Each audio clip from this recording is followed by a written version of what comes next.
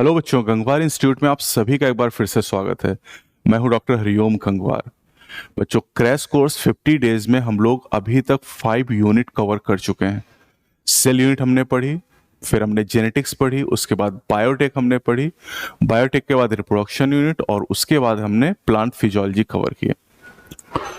अब हम एनसीईआरटी की सबसे बड़ी यूनिट कवर करने जा रहे हैं, जिसका नाम है ह्यूमन फिजियोलॉजी। 6 चैप्टर यहाँ पर हैं। करीब 12 से लेके 15 सवाल इस यूनिट से पूछे जाते हैं। तो जितने चैप्टर हैं उस हिसाब से वेटेज नहीं, लेकिन ओवरऑल अगर आप देखें तो 12 सवाल काफी हैं यहाँ पर। प्लांट फिजियोलॉजी में 3 चैप्टर, उससे 10-12 सवाल आते हैं। यहाँ पर 6 चैप्टर से 12 से लेके 15 सवाल पूछे जाते हैं। तो ह्यूमन फिजियोलॉजी का जो सबसे पहला चैप्टर है, this is the breathing and exchange of gases. आप सभी जानते हैं कि digestion and absorption chapter delete कर दिया गया था।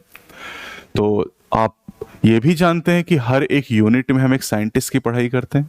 जैसे सेल में हमने जीएन रामचंद्रन के बारे में पढ़ा, जेनेटिक्स में वॉटसन एंड क्रिक, बायोटेक में कोहेन एंड बोयर, रिप्रोडक्शन में पंचानन माहेश्वरी, और अभी हमने प्लांट फिजियोलॉजी में मेल्विन कैल्विन की बात की।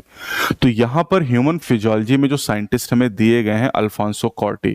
1822 में इनका जन्म हुआ, 1888 में इनकी डेथ हुई। इटालियन एनाटॉमिस्ट थे, इटली के रहने वाले थे, और एनाटॉमी के साइंटिस्ट थे। इनके साइंटिफिक कैरियर की शुरुआत हुई कार्डियोवैस्कुलर सिस्टम ऑफ रेप्टाइल से, लेकिन बाद में इनका जो अटेंशन है वो मैमेलियन ऑडिटरी सिस्टम पे गया।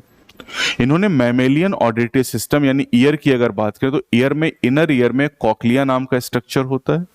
कॉक्लिया में बैसिलर मेम्ब्रेन होती है, और इस बैसिलर मेम्ब्रेन पर एक स्ट्रक्चर पाया जाता है जिसे ऑर्गन ऑफ कॉर्टी कहा जाता है, और इसके अंदर हेयर सेल पाई जाती हैं जो साउंड वाइब्रेशन को नर्व इंपल्स में कन्वर्ट करने का काम करती हैं।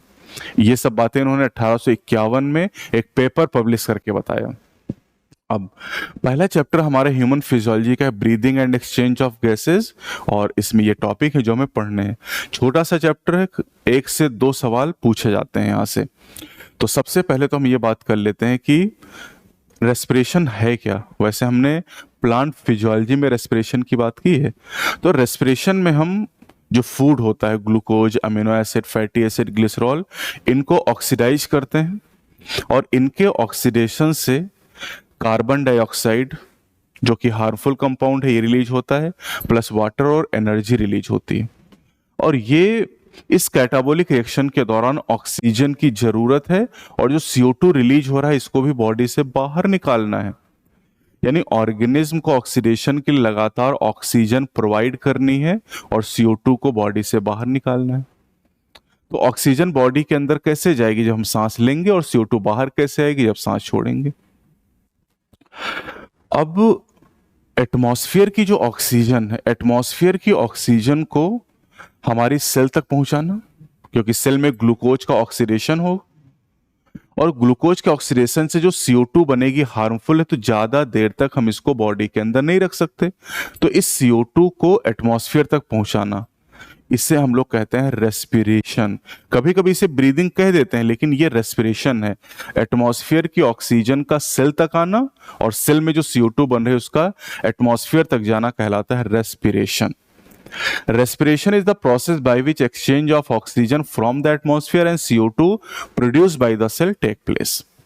मैकेनिज्म ऑफ ब्रीदिंग, ब्रीदिंग का तरीका 2 चीजों पर निर्भर, हैबिटेट पर and levels of organisation. Level of organisation 4 तरह के आप पढ़ चुके हैं एनिमल किंगडम में, cellular level, tissue level, organ level and organ system level.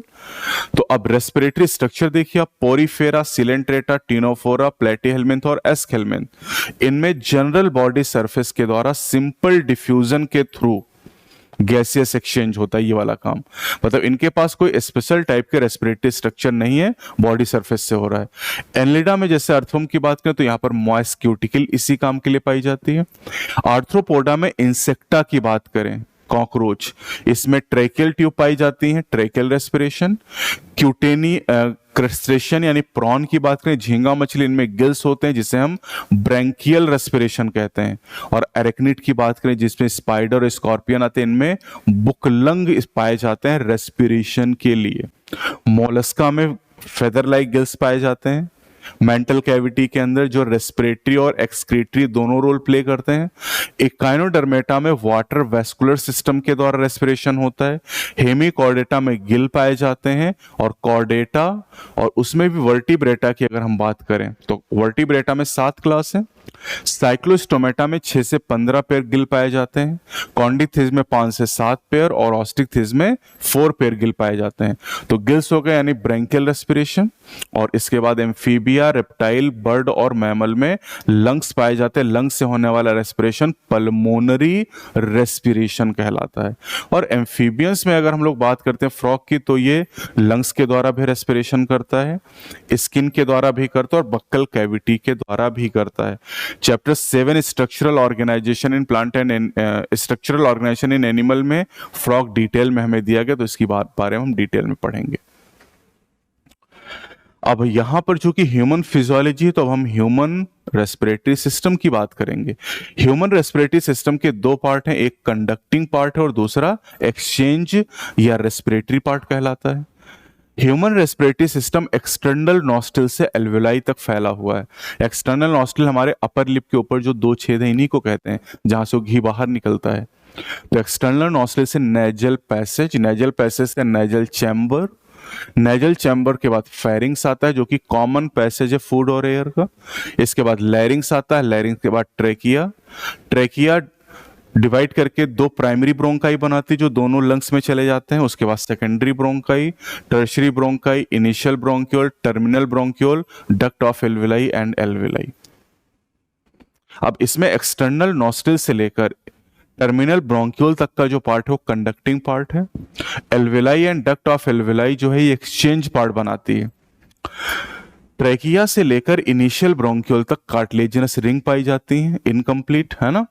और यहां पर देखिए external nostril, a pair of opening above the upper lip, pharynx is common passage for food and air. और इस फेरिंग्स की अगर हम बात करें बेटा, तो फेरिंग्स में 2 ट्यूब ओपन हो रही हैं। इंटीरियर साइड में आप देखें तो यहां पर ट्रेकिया है जिसकी ओपनिंग को यहाँ ग्लॉटिस कहते हैं, और दूसरी पाइप है ईसोफेगस जिसको फूड पाइप कहते हैं, और इसकी ओपनिंग को गलेट कहा जाता है। अब जो ग्लॉटिस है इसके ऊपर एक फ्लैप होता है जिसे एपिग्लॉटिस कहते हैं, और खाना इसके अंदर ना जाए इसलिए खाना निगलते समय एपिग्लॉटिस नाम का कार्टिलेजिनस फ्लैप ग्लॉटिस को बंद कर देता है स्वेलोविंग के समय, खाना निगलते समय, ताकि खाना इस ग्लॉटिस से होता हुआ ट्रेकिया में ना जाए, वरना ट्रेकिया या विंड पाइप चोक हो जाएगा। तो लैरिंग्स एक कार्टिलेजिनस बॉक्स है जो साउंड प्रोडक्शन में हेल्प करता है, इसलिए इसे साउंड बॉक्स का नाम दिया जाता है। स्वेलोविंग के समय ग्लॉटिस को एपिग्लॉटिस कवर करता है, एपिग्लॉटिस से कार्टिलेजिनस फ्लैप होता है, तो epiglottis prevent the entry of food into the larynx या ट्रेकिया। अब हमारा जो ट्रंक रीजन है जिसे हम धड़ कहते हैं, धड़ को ये डायफ्राम नाम का एक मस्कुलर स्ट्रक्चर है, मसल है, जो कि 2 हिस्सों में डिवाइड करता है। अपर पार्ट को थोरैक्स और लोअर पार्ट को एब्डोमेन कहा जाता है। हमारा जो रेस्पिरेटरी सिस्टम उस थोरैक्स के अंदर सिचुएटेड होता है। देखिए जरा, तो ट्रेकिया जो होता है ये ट्रेकिया मिड थोरैसिक कैविटी में आता है बेटा, और इस यहाँ आके ये 2 प्राइमरी ब्रोंकाई में डिवाइड कर जाता है। फिर जो प्राइमरी ब्रोंकाई होती है वो सेकेंडरी में, सेकेंडरी से टर्शरी, टर्शरी से initial bronchiole, terminal bronchiole, duct of alveoli और फिर एल्वेलाई यहाँ पर बन जाते हैं। प्राइमरी ब्रोंकाई और इसका जो ब्रांचिंग नेटवर्क है वही मिलके लंग का फॉर्मेशन करता है। हमारे पास 2 लंग होते हैं, लेफ्ट एंड राइट। अब लंग के ऊपर जो कवरिंग होती है उन्हें प्लूरा कहा जाता है और डबल लेड प्लूरा होता है। दोनों प्लूरा के बीच में एक फ्लूइड है जिसे प्लूरल फ्लूइड कहा जाता है, और प्लूरल फ्लूइड जो होता है वो फ्रिक्शन को रिड्यूस करने का काम करता है। जो डायफ्राम होता है बेटा ये डोम शेप का होता है। तो trachea long and straight tube है, मिड थोरैसिक कैविटी तक पहुंचता है और वहां पर ये डिवाइड कर जाता है लेफ्ट और राइट प्राइमरी ब्रोंकाई पर at the level of 5th thoracic vertebra, T5 के लेवल पे डिवाइड कर जाता है। हमारे जो वर्टिब्रल कॉलम उसमें 5 रीजन होते हैं, इसको हम आगे पढ़ेंगे। सर्वाइकल में 7, थोरैसिक में 12 वर्टिब्री, लंबर में 5, सैक्रल 1 एंड कॉकेजियल 1। तो 7, 12, 5 एक करके याद कर लेंगे, है ना। टोटल 26 वर्टिब्री होती हैं या 26 बोन आप कह सकते हैं। आप करेंगे branching network of bronchi, bronchiole and alveoli comprise the lungs. अब इनकम्प्लीट कार्टिलेजिनस रिंग जो होती है ट्रेकिया में, प्राइमरी सेकेंडरी टर्शियरी ब्रोंकाई में और इनिशियल ब्रोंक्यूल में पाई जाती हैं। ह्यूमन रेस्पिरेटरी सिस्टम में दो पार्ट हैं, पहला कंडक्टिंग और दूसरा एक्सचेंज या respiratory part. Conducting part external nostril से टर्मिनल ब्रोंक्यूल तक है और जो एक्सचेंज पार्ट है वो alveoli and duct of alveoli बनाती है। कंडक्टिंग पार्ट के चार काम है, पूछे जा रहे हैं नीट में। Transport of atmospheric air to the alveoli, clear air from foreign particle, जो भी डस्ट पार्टिकल पैथोजन से उनसे क्लियर करती है। Brings air to the body temperature, air के टेम्परेचर को बॉडी टेम्परेचर के बराबर लाती है। एंड ह्यूमिडिफाइज एयर, एयर को नम बनाती है। Function of exchange part, exchange part is the site of actual diffusion, ये एक्चुअल एक्सचेंज है of oxygen and CO2 between blood and atmospheric air. Blood और एटमॉस्फेरिक एयर के बीच में ये एक्चुअल डिफ्यूजन है, एक्चुअल डिफ्यूजन की साइट है।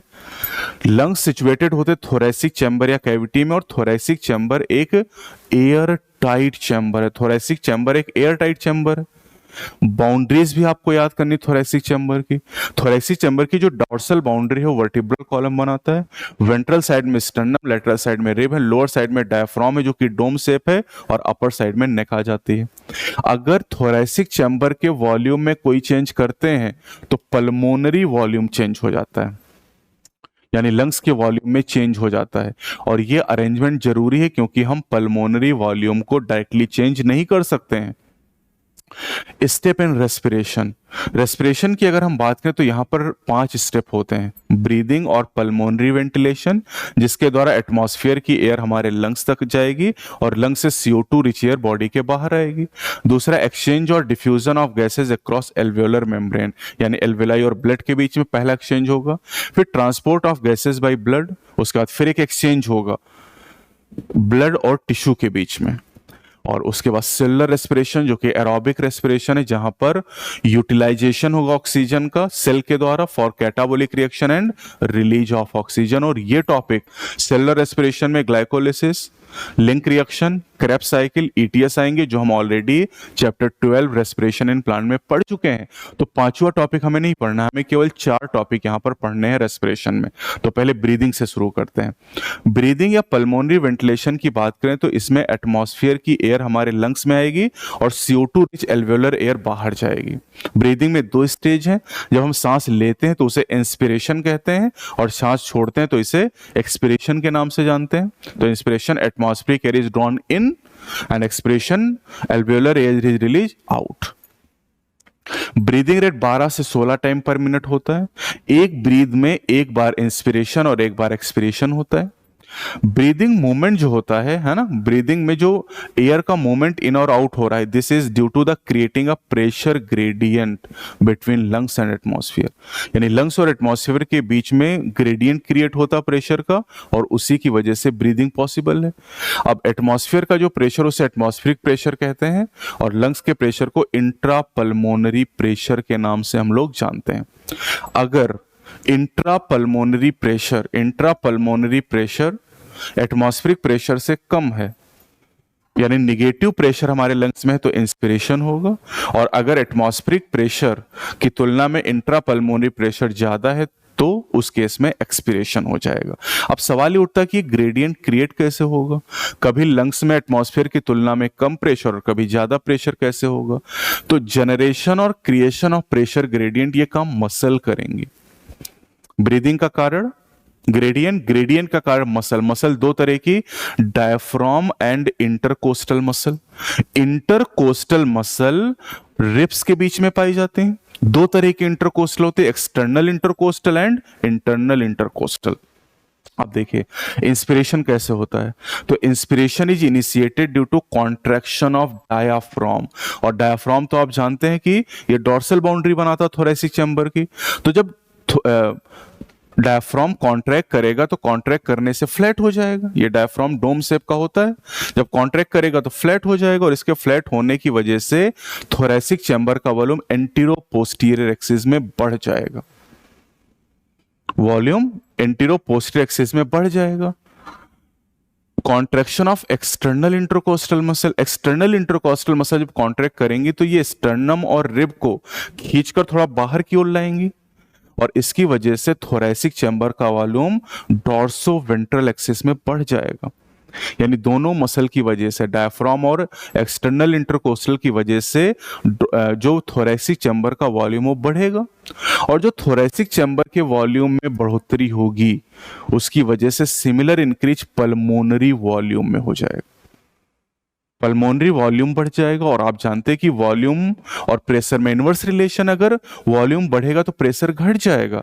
तो जैसे पल्मोनरी वॉल्यूम बढ़ेगा इंट्रा पल्मोनरी प्रेशर कम हो जाएगा, और जैसे प्रेशर एटमॉस्फेरिक प्रेशर से कम होगा एटमॉस्फेयर की जो एयर है वो लंग्स में आके भर जाएगी। Atmospheric pressure forces the air from atmosphere to move into lungs, और जैसे ही लंग्स में एयर भर जाएगी that is inspiration.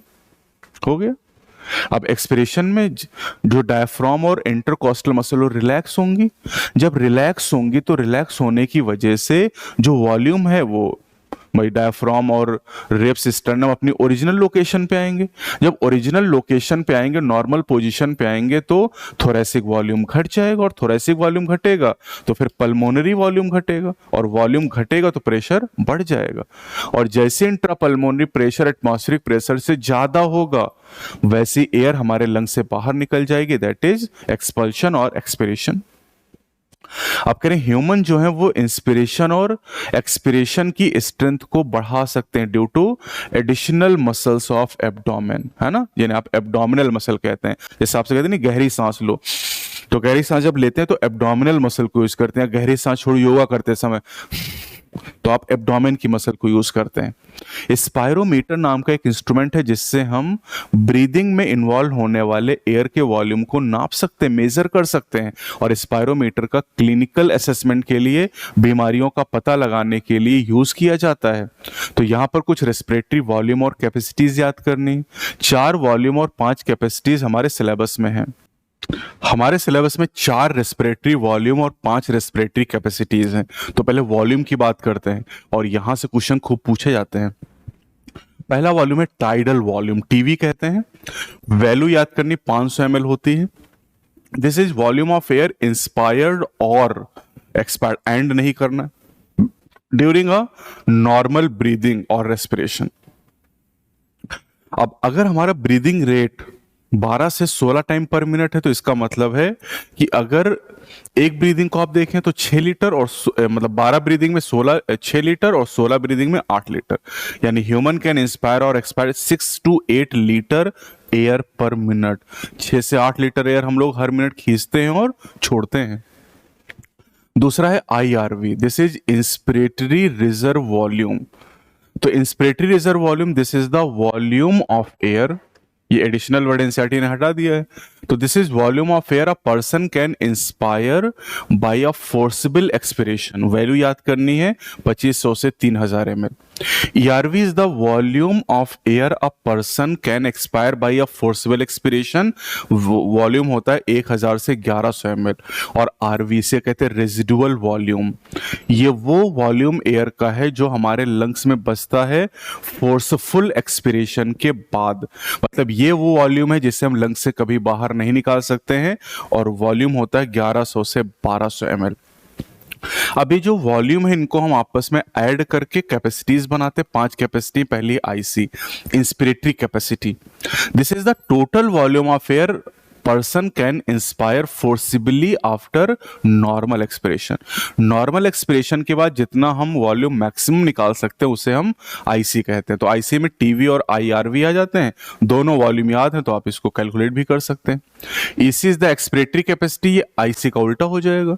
Total volume of air a person can forcibly expire after normal inspiration, इसमें TV और ERV आ जाते हैं। FRC, volume of air remaining in lungs after normal expiration.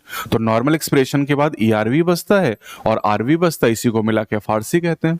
Vital capacity, this is maximum volume of air a person can inspire after forceful expiration, या उल्टा भी इसको हम कर सकते हैं।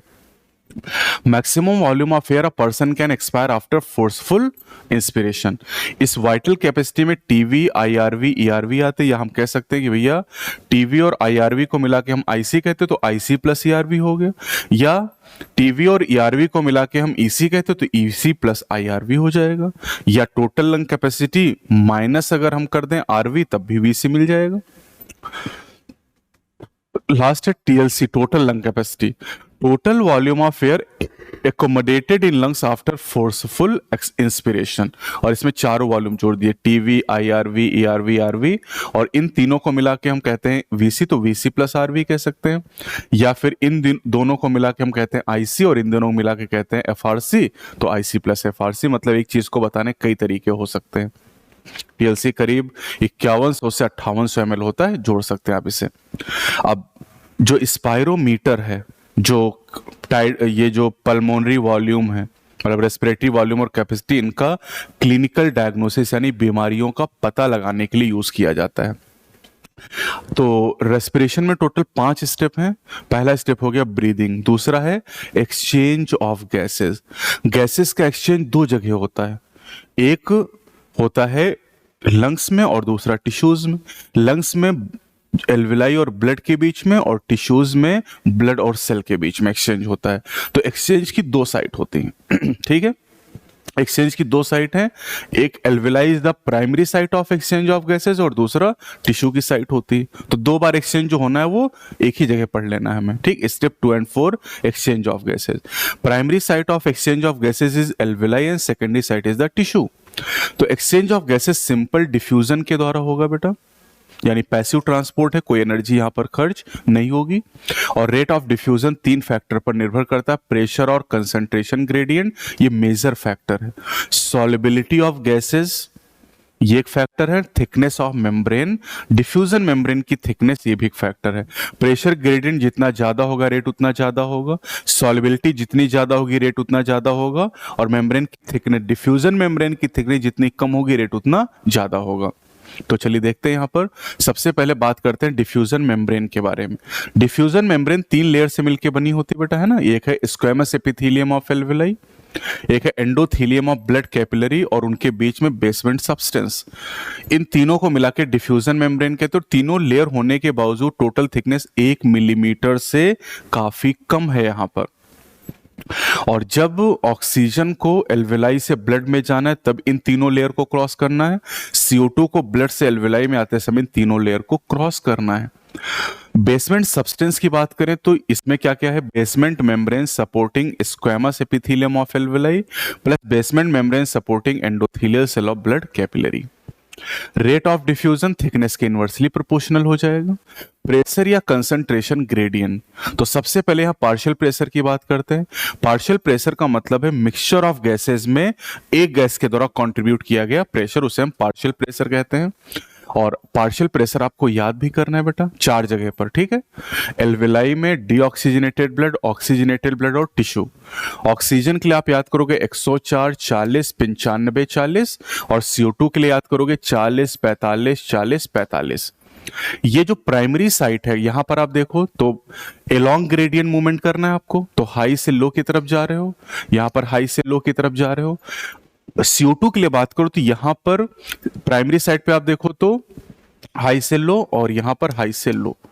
तो इसका मतलब है कि ऑक्सीजन के लिए जो ग्रेडियंट की डायरेक्शन है वो एल्वेलाई से ब्लड और ब्लड से टिश्यू की तरफ है, लेकिन CO2 के लिए एकदम उल्टा है, टिश्यू से ब्लड और ब्लड से एल्वेलाई की तरफ। तो दोनों के ग्रेडियंट की डायरेक्शन अपोजिट है, और ग्रेडियंट की वही डायरेक्शन जिधर मूवमेंट होना है भैया, ऑक्सीजन को एल्वेलाई से टिश्यू की तरफ जाना है तो उधर ग्रेडियंट है, और जो CO2 है इसको टिश्यू से एल्वेलाई में जाना तो उधर ग्रेडियंट हो गया। तो ये पूरा पार्शियल प्रेशर अच्छे से याद होना चाहिए। डायरेक्शन ऑफ ग्रेडियंट देखो, ऑक्सीजन के लिए एल्वेलाई से ब्लड, ब्लड से टिश्यू, और CO2 के लिए टिश्यू से ब्लड, ब्लड से alveoli. Rate of diffusion pressure gradient पर सीधे निर्भर करता है। सॉल्युबिलिटी के आधार पर बात करें तो CO2 की सॉल्युबिलिटी ऑक्सीजन की तुलना में 20 से 25 गुना ज्यादा है, इसलिए जो CO2 का डिफ्यूजन का रेट है वो ऑक्सीजन की तुलना में ज्यादा है सॉल्युबिलिटी के बेसिस पर।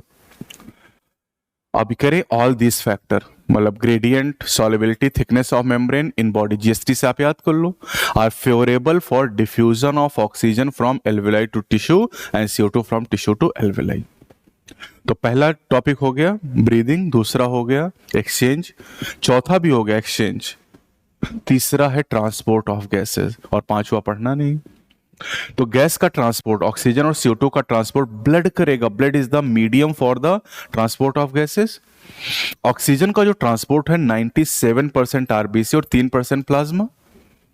CO2 के ट्रांसपोर्ट के 3 तरीके हैं, 20 से 25% आरबीसी के द्वारा, 7% प्लाज्मा के द्वारा और 70% बाइकार्बोनेट आयन के फॉर्म में होगा। तो चलिए ऑक्सीजन के ट्रांसपोर्ट की बात करते हैं। प्लाज्मा वाला जो ट्रांसपोर्ट है बेटा, वो दोनों का सिलेबस में नहीं है। प्लाज्मा से होने वाला ट्रांसपोर्ट आपके सिलेबस में नहीं है, केवल आरबीसी के द्वारा और बाइकार्बोनेट आयन वाला है ना। तो केवल हम 97% ट्रांसपोर्ट पढ़ेंगे ऑक्सीजन का, जो आरबीसी के द्वारा हो रहा है। आरबीसी के अंदर एक रेड कलर का आयरन कंटेनिंग पिगमेंट है, जो कि जिसे हीमोग्लोबिन कहते हैं, और ये कॉम्प्लेक्स प्रोटीन है, क्योंकि ये इसमें नॉन प्रोटीन पार्ट भी होता है ना। तो हीमोग्लोबिन की बात करें बेटा, तो एक हीमोग्लोबिन ऑक्सीजन के मैक्सिमम 4 मॉलिक्यूल से बाइंड करेगा, जिससे ऑक्सी हीमोग्लोबिन बनता है। और ये जो रिएक्शन है रिवर्सिबल है। हीमोग्लोबिन और ऑक्सीजन की जो बाइंडिंग यानी जो एसोसिएशन है, ऑक्सी हीमोग्लोबिन का जो फॉर्मेशन है वो एल्वेलाई में होगा, और डिसोसिएशन कहां पर होगा? टिश्यू में। 1 molecule of haemoglobin can bind with maximum 4 molecule of oxygen in a reversible manner. तो अब देखो, जो एसोसिएशन वो एल्वेलाई में होगा, और एल्वेलाई में फैक्टर क्या होने चाहिए? 5 फैक्टर हैं। पार्शियल प्रेशर ऑक्सीजन का हाई होना चाहिए, CO2 का पार्शियल प्रेशर लो होना चाहिए, टेम्परेचर कम होना चाहिए, हाइड्रोजन आयन कम होना चाहिए, और pH ज्यादा होना चाहिए। अब डिसोसिएशन में इन पांचों की उल्टी कंडीशन हो जाएंगी। तो बस आप एल्विलाई वाली सिचुएशन याद रखो, टिश्यू वाली अपने आप पता चल जाए, उल्टा करना है यहां पर। अब यहां पर जो ऑक्सीजन डिसोसिएशन कर्व होता है ये सिग्मोइड होता है। एक्स एक्सिस पे ऑक्सीजन का पार्शियल प्रेशर लेते हैं, वाई एक्सिस पे परसेंटेज सेचुरेशन ऑक्सीजन का लेते हैं, हीमोग्लोबिन के साथ में ऑक्सीजन का परसेंटेज सेचुरेशन लेते हैं। अब राइट और लेफ्ट शिफ्टिंग की सिचुएशन पूछी जाती है, तो राइट शिफ्टिंग की जो कंडीशन हो टिश्यू की कंडीशन है, और लेफ्ट शिफ्टिंग की कंडीशन एल्विलाई की कंडीशन होती है। 100 ml oxygenated blood 5 ml oxygen deliver करता टिश्यू को, नॉर्मल कंडीशन में नीट में पूछा जा चुका है। ट्रांसपोर्ट ऑफ CO2 की बात करें तो ट्रांसपोर्ट ऑफ CO2 आरबीसी करते हैं 20 से 25%, और आरबीसी में हीमोग्लोबिन CO2 से भी रिवर्सिबल मैनर में जुड़ता है और कार्ब अमीनो हीमोग्लोबिन का फॉर्मेशन करता है, कार्ब अमीनो हीमोग्लोबिन। अब यहां पर जो एसोसिएशन हो टिश्यू में होता है और डिसोसिएशन एल्वेलाई में होता है। अब एल्वेलाई और टिश्यू की आपको कंडीशन तो याद ही है, वही कंडीशन यहां अप्लाई कर देंगे। यानी आप देखो जरा, तो ऑक्सी हीमोग्लोबिन का जो एसोसिएशन वो एल्वेलाई में हो रहा है, और कार्ब अमीनो हीमोग्लोबिन का डिसोसिएशन एल्वेलाई में, एकदम उल्टा सिचुएशन है यहां पर। CO2 का ट्रांसपोर्ट बाइकार्बोनेट आयन के फॉर्म में 70% होता है। तो आरबीसी और प्लाज्मा के अंदर कार्बोनिक एनहाइड्रेज एंजाइम पाया जाता है, जो कि आप जानते हैं फास्टेस्ट एंजाइम है। ये मेनली आरबीसी में, कुछ अमाउंट में ये प्लाज्मा में भी पाया जाता है ना। तो देखो जरा, जो CO2 है, CO2 सेल में सेलुलर रेस्पिरेशन के द्वारा प्रोड्यूस हुआ, और इस CO2 आने के बाद आप देखो इसका 70% हिस्सा, 70% CO2 वाटर के साथ रिएक्शन करता है, कार्बोनिक एनहाइड्रेज एंजाइम इसको यूटिलाइज करता है और कार्बोनिक एसिड बन जाता है। कार्बोनिक एसिड डिसोसिएट होकर हाइड्रोजन आयन बाइकार्बोनेट आयन बना देता है। तो ये रिएक्शन टिश्यू में चल रही है। जब एल्वेलाई में पहुंचते तो पूरी रिएक्शन उल्टा हो जाती है, और उल्टा होगी तो CO2 रिलीज हो जाएगा। ये देखिए, 100 ml deoxygenated blood 4 ml CO2 alveoli को डिलीवर करता है। 100 ml oxygenated blood 5 ml oxygen tissue को डिलीवर करता है, और 100 ml deoxygenated blood 4 ml CO2 alveoli को डिलीवर करता है। पूछा जाएगा नीट में। रेगुलेशन ऑफ रेस्पिरेशन, तो रेस्पिरेशन का जो रेगुलेशन न्यूरल सिस्टम के द्वारा होता है, और यहां पर सबसे जो मेन सेंटर है वो है रेस्पिरेटरी रिदम सेंटर, RRC। ये मेडुला ऑब्लोंगेटा रीजन में हमारे ब्रेन में पाया था, हाइंड ब्रेन का एक पार्ट होता है। RRC is mainly responsible for regulation of respiration, है ना। और ये इस हिसाब से काम करता है जो हमारी बॉडी को सूट करती है। भाई हम आराम कर रहे हैं, सो रहे हैं तो ब्रीदिंग रेट कम, दौड़ रहे हैं तो ज्यादा, है ना। Chemosensitive area CSA, chemosensitive area ये भी मेडुला रीजन में पाया जाता है ब्रेन के आरआरसी के पास में। और कीमोसेंसिटिव एरिया सेंसिटिव है कार्बन डाइऑक्साइड और हाइड्रोजन आयन से। अगर CO2 और हाइड्रोजन आयन का कंसंट्रेशन ब्लड में बढ़ेगा तो सीएसए स्टिमुलेट हो जाएगा और ये आरआरसी को सिग्नल भेजेगा और आरआरसी कुछ एडजस्टमेंट करके CO2 और हाइड्रोजन आयन को बॉडी के बाहर निकाल देगा। पीसी न्यूमोटैक्सिक सेंटर, ये पॉन्स रीजन ऑफ ब्रेन में पाया जाता है, ये बिहाइंड ब्रेन का पार्ट है। और पीसी आरआरसी के फंक्शन को मॉडरेट करता है। अगर पीसी स्टिमुलेट हो जाए तो ये इंस्पिरेशन की ड्यूरेशन को कम कर देगा, जिससे ब्रीदिंग रेट बढ़ जाएगा। अब receptor associated with the aortic arch and carotid artery, इनसे जो रिसेप्टर एसोसिएटेड वो भी हाइड्रोजन आयन और CO2 से सेंसिटिव हैं। और अगर हाइड्रोजन आयन और CO2 की मात्रा बढ़ जाए तो ये सिग्नल आरआरसी को भेजेंगे रिसेप्टर, और इनसे कहेंगे आरआरसी से कि आप कुछ भी करो लेकिन इन कंपाउंड को बॉडी से बाहर निकालो। ऑक्सीजन का जो रोल है रेस्पिरेटरी रिदम में वो इनसिग्निफिकेंट, मतलब लगभग ना के बराबर है। Last is disorder of respiratory system, 3 है। अस्थमा, जिसे आप दमा कहते हैं, तो अस्थमा एक एलर्जिक कंडीशन भी है। Difficulty in breathing causing wheezing, सांस लेने पर आवाज निकलती घरघराहट की, and this is due to the inflammation of bronchi and bronchiole. Emphysema की बात करें, क्रॉनिक डिसऑर्डर डेवलप होने में कई साल लगते हैं। एल्वेलर वॉल डैमेज होती है, रेस्पिरेटरी सरफेस एरिया डिक्रीज करता है, और मेजर कॉज सिगरेट स्मोकिंग है। और एम्फिसिमा को ट्रीट करने के लिए अल्फा-1 एंटीट्रिप्सिन नाम का एक बायोलॉजिकल प्रोडक्ट ट्रांसजेनिक एनिमल के द्वारा बनाया गया है। तीसरा है ORD, ऑक्यूपेशनल रेस्पिरेटरी डिसऑर्डर। ये डिसऑर्डर उन लोगों को होता है जो एक पर्टिकुलर व्यवसाय से संबंधित है, उन लोगों में जो स्टोन ब्रेकिंग या ग्राइंडिंग करते हैं। अगर लंबे समय तक उन इंडस्ट्रीज में काम करते हैं तो इन्फ्लेमेशन होता है, जिससे लंग फाइब्रोसिस होता है, और लंग फाइब्रोसिस की वजह से सीरियस लंग डैमेज होता है, जैसे सिलिकोसिस हो गया, एस्बेस्टोसिस हो गया। ये ORD के एग्जाम्पल है। और ऐसी फैक्ट्रीज में, ऐसी इंडस्ट्रीज में काम करने वाले वर्कर को मास्क पहनना चाहिए। तो एक छोटा सा चैप्टर हो गया, जितने इंपॉर्टेंट क्वेश्चन हैं सारे मैंने आपको बता दिए हैं। रेस्पिरेटरी वॉल्यूम, रेस्पिरेटरी कैपेसिटी से खूब सवाल आते हैं, और जो डिसऑर्डर यहाँ पर दिए गए डिसऑर्डर भी खूब पूछे जाते हैं आपसे, और 3 ही डिसऑर्डर यहाँ पर दिए गए हैं। तो क्रैश कोर्स में आज हमारा ह्यूमन फिजियो का पहला चैप्टर कंप्लीट हो गया। कल हम लोग नेक्स्ट चैप्टर कवर करेंगे, बॉडी फ्लूइड्स एंड सर्कुलेशन, जो कि काफी बड़ा चैप्टर है और 2-3 सवाल वहां से पूछे जाते हैं। तो कल फिर मिलेंगे। वीडियो पसंद आई हो तो लाइक और शेयर करें, और अपनी पढ़ाई अच्छे से करते रहें। जय हिंद, जय भारत।